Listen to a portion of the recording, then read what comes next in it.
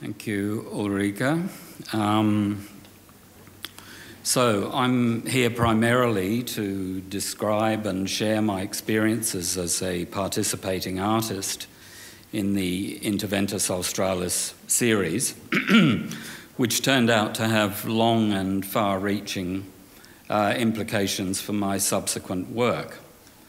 I must say I don't entirely recognise the younger fellow who embarked on the work in the summer of 2006.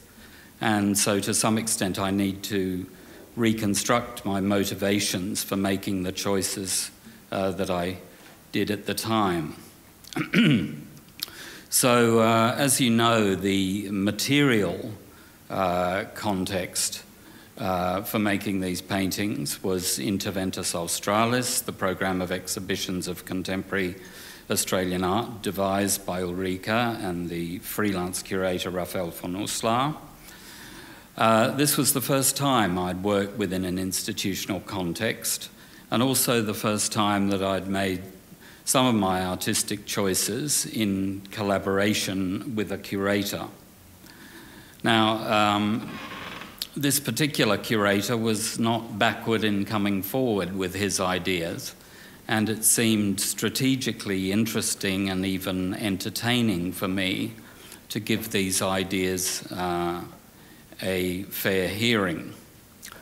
In addition, the great generosity of the Ruhr Museum in providing me with a materials budget and Frau Stottrop's personal kindness gave me the opportunity to make work which I feel stretched me as a painter, and this is one of the enduring legacies for me.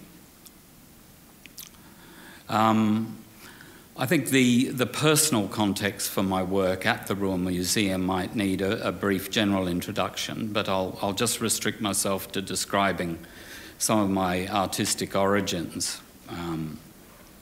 My work as a painter started at the beginning of the 1980s, at a time when the activity of painting was being reappraised by some artists as an heretical extension of conceptual art rather than a continuation of mainstream modernism.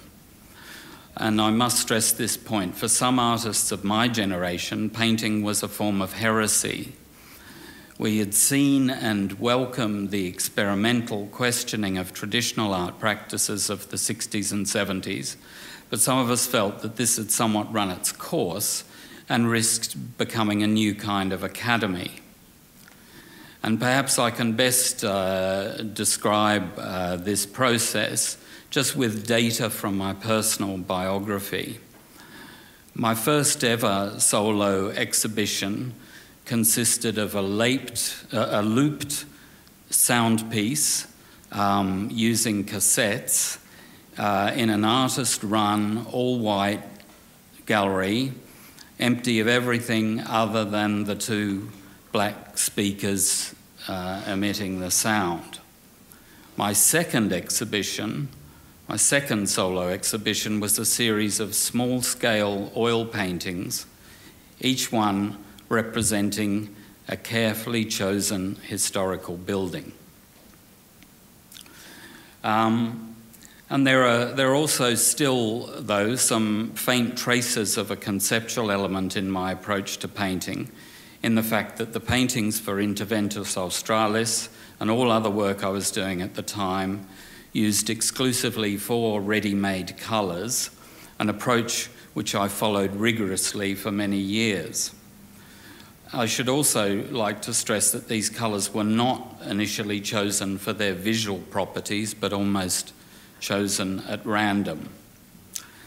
Another point is that from the time of my first painting exhibition of the little historic buildings, I still saw an exhibition of paintings as, in a sense, a subsection of installation art. My ongoing Clark's Diorama project, which is a theoretically endless series of landscape paintings which I've been working on for the last 30 years, is usually shown as a long frieze rather than as individual works. This meant that in Interventus Australis, I was really looking for an overall schema rather than a series of sort of discrete moments of observation. In fact, now I've come to see the project as a kind of sketch for a design of a kind of remodeled museum. That's how I'd like to think of it anyway. So from the range of original ideas which Frau Stottrop developed in her Terra Cognita exhibition, the one that interested me in particular was that where she speaks of including and welcoming ideas from outside the domain of modern science. I applauded the idea of a progressive scientific institution also creating a space for older ideas or methods previously used and discarded by the institution itself, ideas and methods which had been, so to speak, consigned to the ash can of the so-called ash can of history. So on a visual level, some of the most striking exhibits really of any natural history museum tend to be the ammonites. And I'm not sure at this point whether I should be embarrassed or not that the ammonite has become something of a geological cliche, but that being as it may, I could immediately relate to these featured exhibits of Terra Cognita. And the legend of St. Hilda, which was told me by Ulrika and Raphael, seemed to me to be a superb example to use this idea of other forms of pre-scientific knowledge and how they might be welcomed into the context of a natural history museum. So St. Hilda was an early medieval saint who was believed to have rid her area, which is Whitby in England, to rid her area of snakes by turning them into stone. So the ammonites found at the shore of the sea in this area were obviously going to be objects of wonder, and then they were turned by the local populace into miraculous objects, which indeed they are. So my painting here, I should also say that at the time here, I really was not including, I mean, I'd already started my Diorama project, so really it was as though my shtick was entirely about landscape, and I deliberately excluded the human image from most of my paintings up until this point. So oddly enough, this actual opportunity kind of got me started with using figurative image, and it sort of gave me a license to just sort of throw in representational imagery that previously, from a fairly hardline ideological standpoint, I'd tended to exclude. So the idea of beginning this kind of narrative painting with a kind of image of a saint. You can see the little saint on the right, turning the snakes into stones. Also seemed like a great place for me to start, in the sort of context of figurative painting. I suppose I'm interested in, miracle paintings and, the saint as a sort of standard subject. It's a bit bleached out, but anyway, you get the idea. So this is another work using the ammonite. And this was really not, well, it was sort of both a reference to the natural form itself, but it was also a reference to an early modern design by the English architect George Dance, which was the so-called ammonite order. So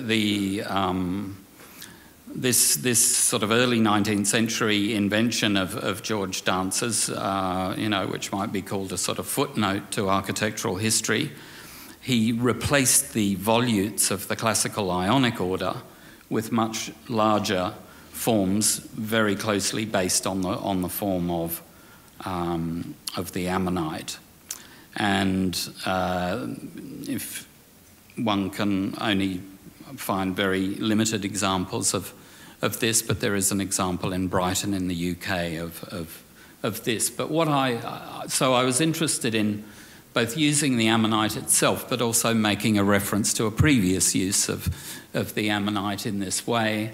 And but what I did want to do was not to sort of put it just back into the classical tradition. So I deliberately, in a rather naive way, used a kind of Gothic element to my ammonite order. So, and even at this distance now, I still see this idea of the ammonite as a kind of more appropriate to the context of Gothic architecture, maybe Gothic with a K, than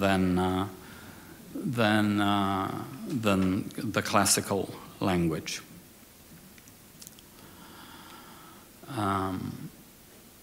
So that was just sort of, again, I think just positioning this as a kind of decorative architectural element within a fairly frankly modernist kind of design, interior design. And I also wanted to give space to the creation myth. I mean, it could be said, I guess, that some of the natural history museums are not exactly the place that you'd expect to find whoops, I've done it. How do we do this? Rolling up. Okay, divine punishment. But yeah, I mean, it was, I'm quite contrarian on a good day, and it seemed very contrary at the time to go, okay, well, here we have a sort of a form of temple to Darwinism, so we must have a creationist painting included, and I really believe that. I mean, I think that this is one of the things that I think is interesting about this whole idea of introducing art into natural museums is, there should be space for the heresies, and I think that this is precisely, I feel, what Ulrike was doing and was sort of pioneering, was the idea that a kind of heresy would be welcomed, and indeed I felt that, all of the projects that I did do were kind of unchallenged in this way. So, I took the name of Darwin, and there we see Darwin looking down at us. So this, again, as I've said, I was not particularly familiar with portrait painting, but I mean, my whole impetus, I guess, looking at this now, is that I was trying to sort of reinstate certain decorative elements, that one finds, up until the 19th century just being used in a completely unself-conscious way. I mean, it would have seemed, I guess, completely normal that, one would do this, but it's now become abnormal. So ironically, these were really portraiture's now become part of my act, as I said, but these are really the first, among the very first portraits that I ever showed. And I guess, part of the impetus was this idea of, looking at this, as I say, this idea or to put something that was somewhere, as I've said here, somewhere in between public, the public heroic portrait and what might be called decorative portraiture. And we need look no further than the mineralogical collection down the road to find examples of heroic portraiture shamelessly displayed with the rocks and crystals, you know, in a way that, as I say, would have seemed perfectly normal at the time. Now it seems strange to us, but it'll be good to make it less strange again. And also at the Deutsche Historisches Museum, there's, you know, there are, in the courtyard, there are some large windows which have these extraordinary kind of expressive decorative portraits at the position of the keystone. And I think that's another example, and I guess, you know, unconsciously I was referring to that idea of the kind of keystone here. And so we have Darwin, this was a little bit before Darwinomania, contemplating a kind of generalized Neanderthal. So these two portraits kind of faced each other. And again, I mean, it doesn't really come up terribly well here, but, you know, this is quite a bright pink, a fairly distinctive blue, raw sienna, and I tended to use black permanent marker ink. So this is one of a number of kind of diorama-inspired pieces which I did, and I've come to think of the diorama as, you know, one of the interesting possibilities, shall we say, for contemporary painting in a gallery. Obviously, something here. Sorry? Oh, how many? Oh, sorry about that. Okay, well, I'll get through quickly. So the diorama is something that I now think is very much, you know, as it were, the future of painting within the Natural History Museum. I think it's a very good opportunity for painters who I think, as a rule, may tend to feel a bit hardly done by in these sort of contexts. And it is a genuine opportunity to sort of re-explore the idea of, you know, the scientific exhibit as a sort of spectacle. And I guess the other idea that was important to me here is the idea of the sort of ambient painting, the peinture d'ameublement, as or to misquote Eric Satie's musique d'ameublement. And also, of course, Brian Eno's ambient music, ambient painting. And I think this is something that I'd like to propose, really, as a sort of future opportunity, let's say, for painters in the Natural History Museum, is to sort of evolve this habitat painting into a kind of ambience where there's a sort of greater level of freedom, but still working very much within this tradition. So I did a number of these paintings. Finally, in conversation with Raphael von Uslar, I, well, at his encouraging, you know, wanted to, as it were, introduce a piece of scenic wallpaper into this public context. So mixing up a bit ideas of public and private, and again with the support of the Ruhr Museum, you know, the paints, materials, studio space, etc. I was able to produce this painting for the museum, and again with the generosity of Frau Strottrop, this painting was eventually shown full length in the Art Gallery of New South Wales in Sydney. Okay, thank you very much.